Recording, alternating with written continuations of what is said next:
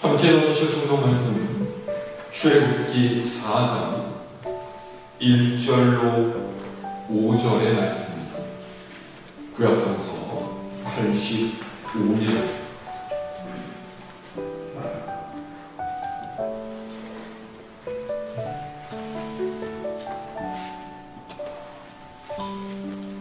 출애굽기 4장 1절에서 5절까지 제가 한 절, 여러분의 한 절씩 기록합니다. 모세가 대답하여 이르되 그러나 그들이 나를 믿지 아니하니 내 말을 듣지 아니하고 이르기를 여호와께서 네게 나타나지 아니하셨다 하리이다. 여호와께서 네게 이르시되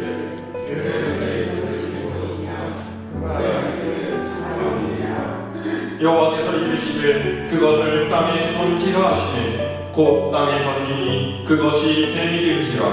모세가 뱀 앞에서 피하니 여호와께서 모세에게 이르시되 내 손을 내밀어 그곳을 잡으라. 그가 손을 내밀어 그곳을 잡으니 그의 손에서 자기가 함께합니다. 이는 그들에게 그들의 조상의 하나님 곧 아브라함의 하나님 이삭의 하나님 야곱의 하나님 여호와가 네게 나타난 줄을 믿게 하려 함이라 하시고 아멘. 할렐루야.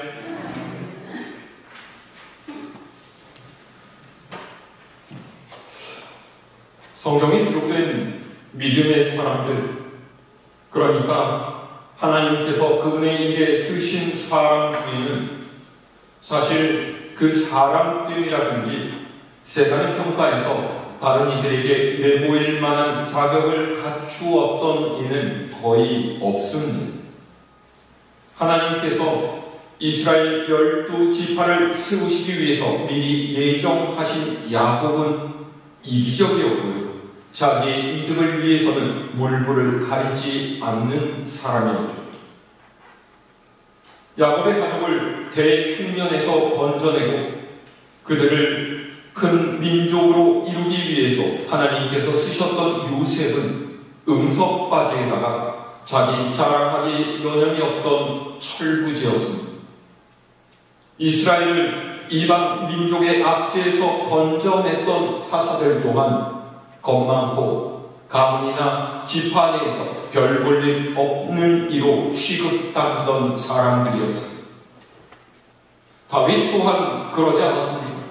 하나님께서 사울의 뒤를 이어서 그를 이스라엘의 두 번째 왕으로 세우시기로 작정하고 기름을 부으셨을 때 그는 형제들 내에서도 천덕꾸러기 취급을 당하는 홍안의 어린 소년이었습니다.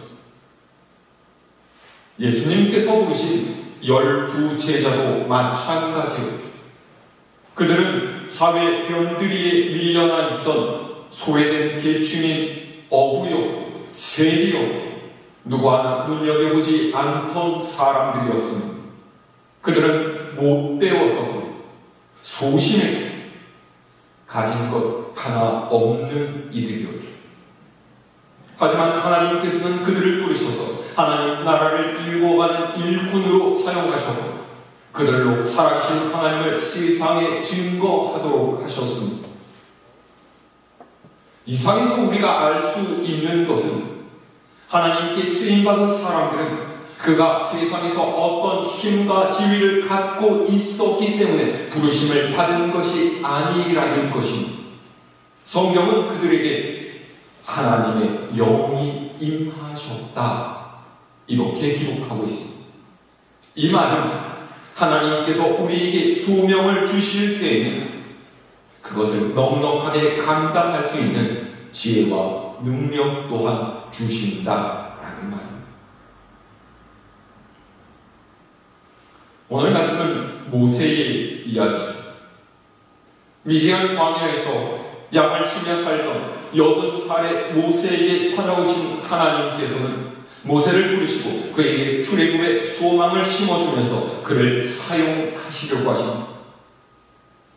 그런데 사실 모세는 이전에 이런 꿈을 꾼 적이 없었어요. 그저 내가 애굽 사람이 아닌 히브리인이라면 자신의 뿌리에 대한 막연한 정체성만을 가지고 있었을 뿐이지 내가 민족을 위해서 무언가를 꼭 해야 하겠다라는 신념이나 의지를 가진 적은 없었던 거죠.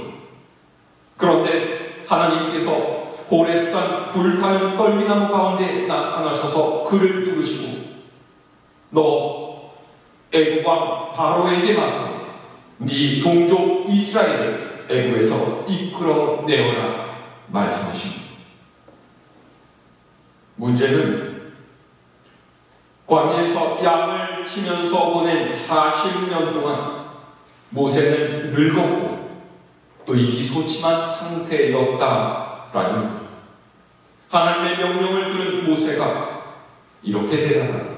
자, 우리 한 장 앞으로 넘어가서 출애굽기 3장 11절의 말씀을 읽어요. 출애굽기 3장 11절 말씀. 시작. 모세가 하나님께 아뢰되 내가 누구이기에 바로에게 가며 이스라엘 자손을 애굽에서 인도하여 내리까. 아멘. 모세가 대답하는 것이 무엇이고 하나님, 나는 이제 나이도 먹었고요. 애굽의 상황도 잘 모를 뿐만 아니라 이 막중한 책임을 감당하기에는 적임자가 아닙니다. 나는 한낱 늙은이에 불과하니까 이 일을 감당할 수 없다라는 거죠. 이런 모세의 말에 하나님께서 뭐라고 대답하십니까? 자, 이어지는 3장 12절 말씀 함께 했습니다. 시작. 하나님이 이르시되 내가 반드시 너와 함께 있으리라. 네가 그 백성을 애굽에서 인도하여 낸 후에 너희가 이 산에서 하나님을 섬기리니 이것이 내가 너를 보낸 증거이다. 아멘. 하나님께서는 내가 반드시 너와 함께 있겠다라고 하세요. 이 말씀의 의미는 네가 누구인지는 그렇게 중요한 것이 아니다라는 거예요. 네가 얼마나 늙었고 네가 애굽에 대해서 이제 아는 것이 별로 없고 이스라엘 백성을 이끌 만한 리더십이 있는지 없는지는 중요한 것이 아니라는 거예요. 문제의 핵심은 그런 늙고 연약한 모세와 하나님께서 함께 하신다라는 이 사실. 하나님께서 함께 하시는 능치 못할 일이 없기 때문인 거죠. 우리는 보통 어떤 일이 내게 맡겨질 때에 부담감을 느끼고 그것을 회피하려고 하는 경향이 있습니다. 자기 개인의 일상을 꾸려가기에도 힘든데 다른 일에 마음을 쓰고 시간과 노력을 기울여야 하는 것이 어려울 뿐만 아니라 그 일을 잘 해낼 수 있을지 자신이 없기 때문에 요맘때가 되면요 각 교회는요 굉장히 힘든 때입니다. 왜일까요? 각 신도회나 조직에서 내년을 이끌어갈 임원을 선출하거든요. 임원 선출하는 게 왜 어렵습니까? 사람은 많은데 무언가를 맡아서 하려는 사람이 없기 때문입니다. 왜 안 하려고 해요? 너무너무 바빠서 너무너무 내가 부족한 사람이라서 집이 너무너무 멀어서 아까도 말씀드렸잖아요. 자신이 없습니다. 피곤합니다. 그래서 어떻게든 다른 사람에게 그걸 미루고서 나는 가만히 앉아있겠다라는 그런 의미.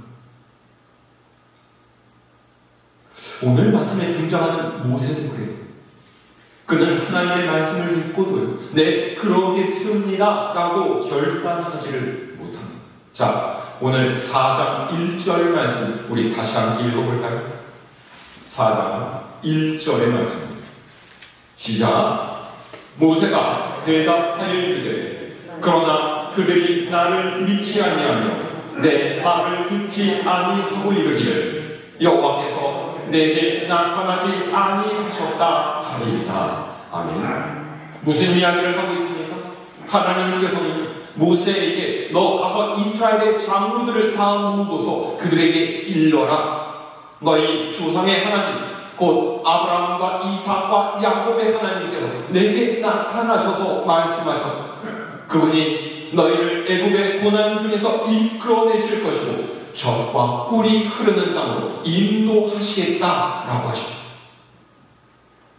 이 말을 전하라고 하십니다. 그런데 모세는 이 하나님의 말씀을 의심합니다. 그래서 뭐라고 해요? 하나님, 내가 그렇게 전한다라고 할지라도 그들이 과연 내 말을 믿겠습니까?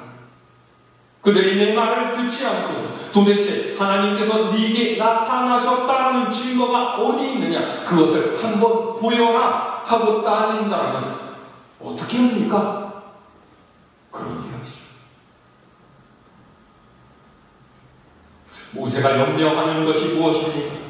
모세에게는요, 과거에 누가 너를 우리를 다스리는 자와 재판관으로 세웠느냐 하면서 달려들었던 이스라엘 백성들에 관한 아픈 기억이 있습니다. 그러니까 이번에 그들이 나를 그렇게 대하면 어떡합니까? 하는 거예요. 내가 하나님께서 보내신 사람이라는 것을 증명할 만한 그 어떤 것도 없다라는 것이죠.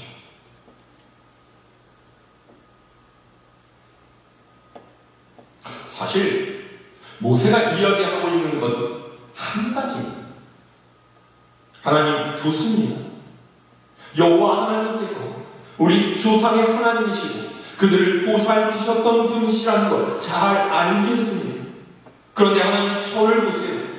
이렇게 초라하고 보잘것없는 제가 하나님의 사람이라는 것을 저들이 과연 믿겠습니까? 라고 합니다.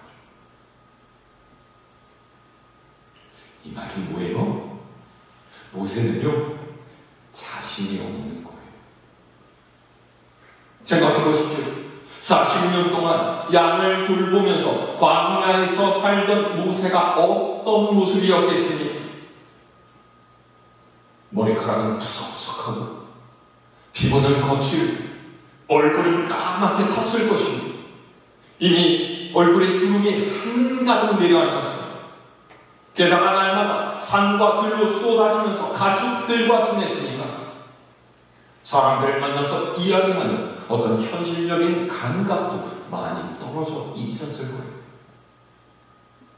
40년의 광야 생활이 애굽의 왕궁에서 고상하고 기품 있게 살던 모세의 모습을 이렇게 바꿔놓은 거죠.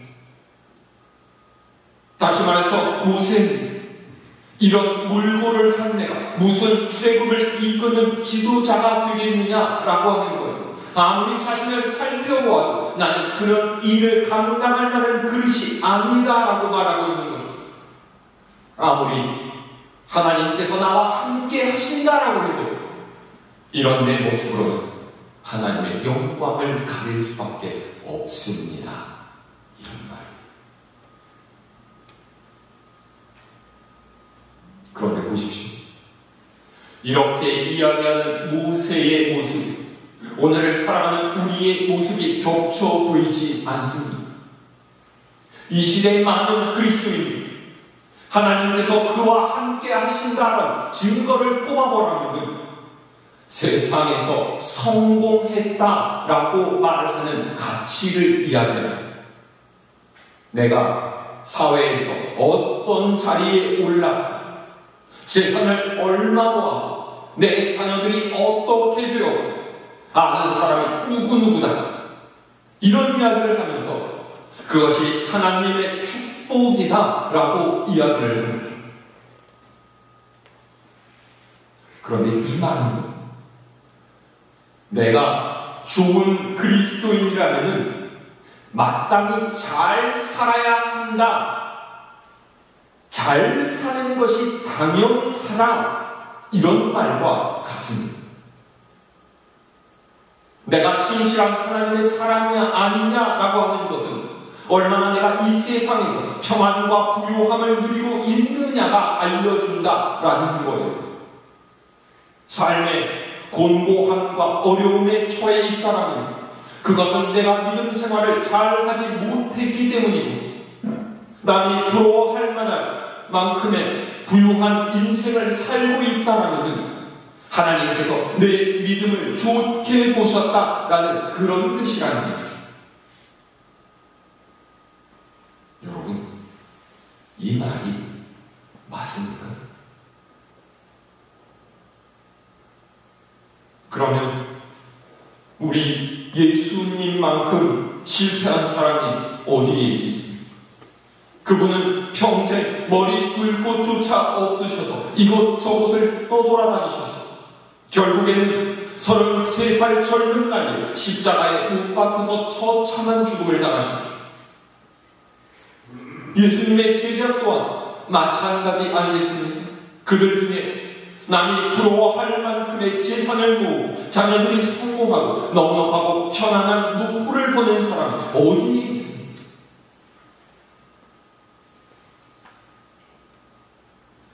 우리는 외모로 사람을 보는 눈을 버려야 합니다.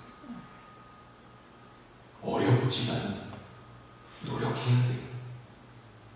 그가 가진 것보다는 그의 믿음이 어떠한지를 볼 수 있어야 하는 거죠. 내가 지금 가지고 있는 것이 무엇인지를 보는 것이 아니라 장차 하나님께서 나를 통해서 하실 일을 바라보는 믿음이 더 중요하다라는 말입니다. 그런데 모세는 아직 그렇게 하지 못하고 있어요. 하나님의 말씀을 의심하면서 불안해하죠. 그래서 모세에게 하나님께서 말씀하십니다. 자, 2절에서 4절의 말씀 함께 읽습니다. 시작. 여호와께서 그에게 이르시되 네 손에 있는 것이 무엇이냐? 그가 이르되 지팡이니이다. 여호와께서 이르시되 그것을 땅에 던지라 하시매 곧 땅에 던지니 그것이 뱀이 된지라. 모세가 뱀 앞에서 피하매 여호와께서 모세에게 이르시되 네 손을 내밀어 그 꼬리를 잡으라. 그가 손을 내밀어 그것을 잡으니 그의 손에서 지팡이가 된지라. 아멘. 하나님께서는 모세에게 그가 손에 든 지팡이를 뱀으로 바꾸시고 또 도로 지팡이로 만든 기적을 보여주십니다. 왜요? 하나님께서는 이적을 통해서 모세에게 확신을 주기를 원하셨습니다. 너 무엇이 두려우냐? 너를 의심하는 이가 있거든 그들에게 이 기적을 보여줘. 너의 앞길을 막는 이가 있다면 내가 너와 함께 간다. 그 길을 열 것이다. 그러니 안심하고 가라. 두려워하지 말아라. 말씀하십니다.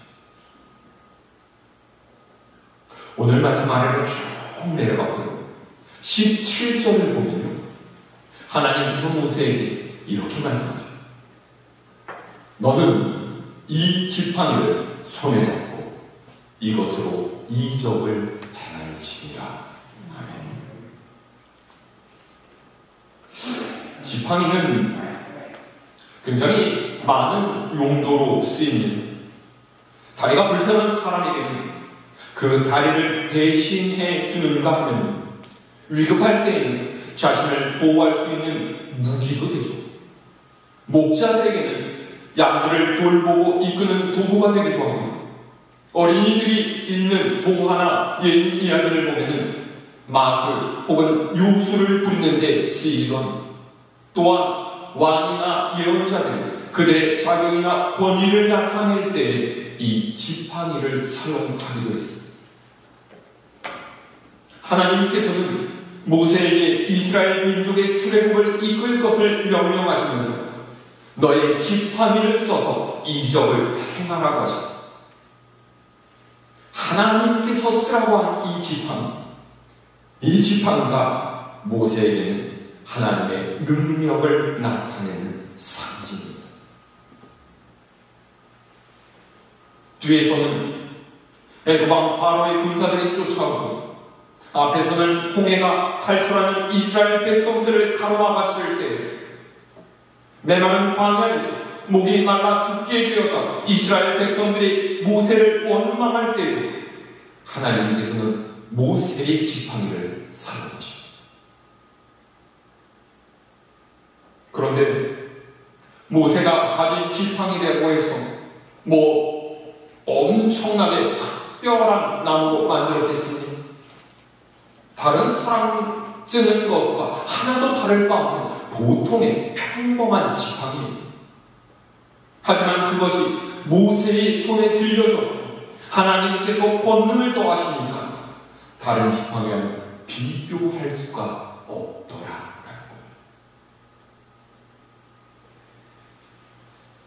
요즘 세상에서는 외모도 힘이 됩니다.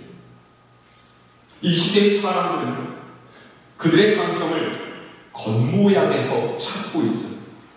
잘 입고 잘 꾸며서 남보다 멋지고 뛰어나다라는 것을 보여주고 싶어하죠. 속사람이 어떻든 간에 겉을 갖고 꾸미 겉모습으로 힘을 삼고 다른 이들보다 돋보이기 위해서 노력합니다. 그런데 우리는 참된 힘이 무엇인지를 생각해 봐야 돼요. 여러분 가진 힘이 무엇입니까? 참된 힘이라는 것은 겉으로 드러나는 것이 전부가 아닙니다. 하나님 앞에서는 더욱 그래요. 믿는 사람들이 가져야 될 힘이 무엇이겠습니까? 그것은 하나님께서 우리에게 주신 믿음입니다. 비록 겉모습으로는 별 볼 일 없을지 모르지만 우리 속에서 역사하시는 하나님의 능력을 가져야 합니다. 하나님을 믿는다고 하면서 하나님께서 함께 하시지 않는 인생을 산다라면 그는 하나님을 믿는 사람이 아닙니다. 우리가 그리스도인이라면 마땅히 하나님과 함께하는 삶을 살아야 합니다. 그래야 하나님께서 우리 속에서 살아계시고 하나님의 힘이 우리를 통해서 나타나게 됩니다. 애굽의 바로 앞에 모세가 섰을 때 그의 손에는 달랑 지팡이 하나만 들려 있었습니다. 그를 둘러싸고 있던 사람들은 칼과 창으로 무장하고 있었겠지만 모세와 아론의 손에는 단지 지팡이뿐이었죠. 애굽 사람들은 아마 지팡이만 들고 나온 그들을 우습게 보았을 거예요. 그러나 그 지팡이는 그냥 지팡이가 아니라 하나님께서 권능을 주신 지팡이였죠.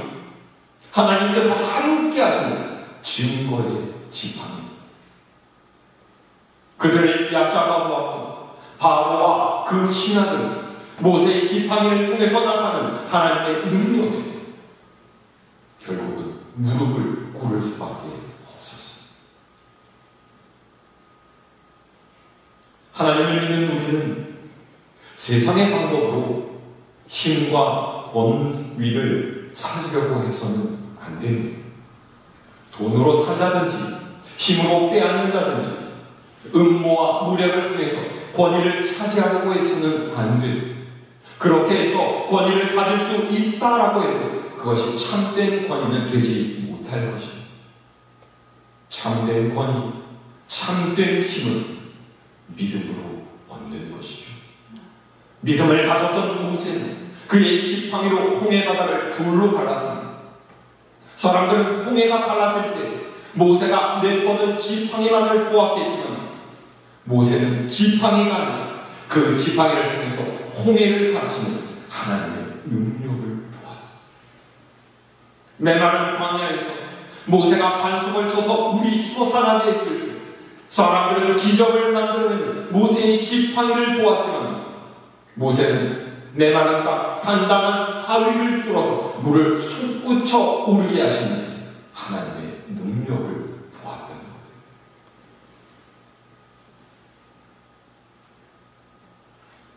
우리에게도 이 지팡이 필요하지 않습니까? 이런 지팡이가 있다면 좋지 않겠습니까? 그런데 만약 우리의 삶을 바꾸는 능력의 지팡이를 가질 수 있다면 여러분 어떤 지팡이를 갖기 원하십니까? 그 지팡이가 돈입니까? 얼마를 주면 하나님의 능력을 살 수가 있겠습니까? 그 지팡이가 똑똑한 머리일까요? 인간의 머리를 이리 굴리고 저리 굴려서 하나님을 이길 수가 있겠습니까? 아니면 건강하고 튼튼한 육신을 원하십니까? 나이가 들어서 병약해질 때가 되고 아픔을 느끼지 않는 사람의 육신이 과연 존재할 수가 있겠습니까? 우리의 지팡이는 무엇보다 능력의 하나님을 믿는 믿음이어야 될 줄로 믿습니다. 모세는 이 하나님의 능력을 힘입어서 이스라엘 백성을 데리고 애굽을 나왔습니다. 광야에서 이스라엘을 이끌 때에도 하나님의 능력을 힘입어서 이스라엘을 지켜냈죠. 모세가 가진 지팡이는 그 모든 일을 가능케 하시는 하나님을 향한 믿음이었습니다. 오늘 우리가 세상에서 승리하는 삶을 살기 위해서 이 하나님의 능력의 지팡이를 가져야 합니다. 내 힘으로, 내 능력으로 모든 것을 할 수 없습니다. 우리가 할 수 있는 것이 얼마나 되겠습니까? 나 혼자서 이룰 수 있는 일, 과연 어디까지겠습니까? 인간의 생각과 힘, 하나님의 능력을 넘어설 수가 있겠습니다. 우리 하나님의 능력은 끝이 없습니다. 사람이 생각하지 못하는 일까지 하나님께서는 능히 행하시는 분이십니다. 여러분의 손에 하나님께서 주신 능력의 지팡이를 잡으시기를 바랍니다. 그래야 이 세상의 유혹과 고난과 역경을 넘어서 그것들을 헤치고 세상의 험난한 파도를 넘어갈 수가 있습니다. 오늘 믿음으로 이 하나님의 능력을 붙잡는 여러분 모두가 되실 수 있기를 바랍니다. 모세가 주었던 능력의 지팡이, 함께 하시는 하나님의 권능을 힘입어서 승리하는 삶을 살아가는 여러분 모두가 될 수 있기를 우리 주님의